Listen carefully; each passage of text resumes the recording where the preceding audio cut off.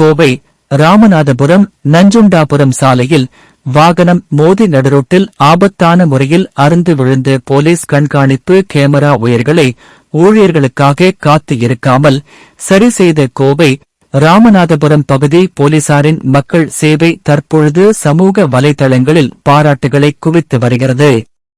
கோவை மாநகரின் மிக முக்கிய பிரதான சாலைகளில் ஒன்றான ராமநாதபுரத்தில் இருந்து நஞ்சுண்டாபுரம் செல்லும் சாலையில் இந்த சாலையில் அதிகப்படியான வாகன போக்குவரத்து இருந்தது.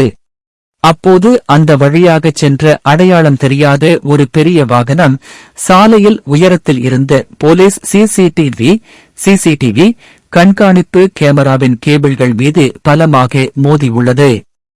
இதில் கேமராவிற்கு செல்லும் ஒயர்கள் அனைத்தும் மேல் இருந்து அவிழ்ந்து சாலையின் குறுக்கே ஆபத்தான முறையில் தொங்கியபடி கீழே விழுந்தன.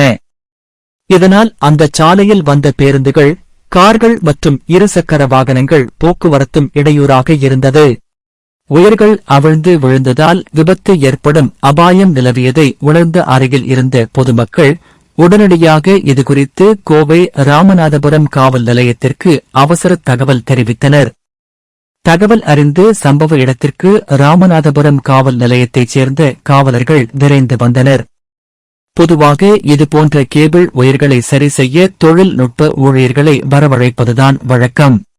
ஆனால் அவர்கள் வந்து சேர எப்படியும் 1 மணி நேரத்திற்கும் மேலாகும் என்பதால் அதுவரை பொதுமக்கள் உயிருக்கு ஆபத்து ஏற்படும் என கருதி பொதுமக்களின் பாதுகாப்பும் போக்குவரத்தை சீரமைப்பதுமே முக்கியம் என முடிவெடுத்த ராமநாதபுரம் காவலர்கள் தொழில்நுட்ப ஊழியர்களுக்காக காத்து இருக்காமல் தாங்களாகவே களமிறங்கினர்.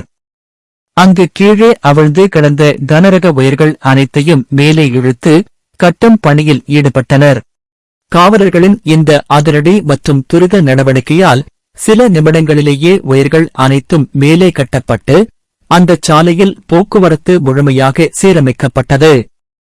காவலர்களின் இந்த சேவையைக் கண்ட அங்கு இருந்த வாகன ஓட்டிகளும் பொதுமக்களும் தங்களது செல்போன்களில் இதனை பதிவிட்ட பாராட்டுக்களை தெரிவித்து வருகின்றனர்.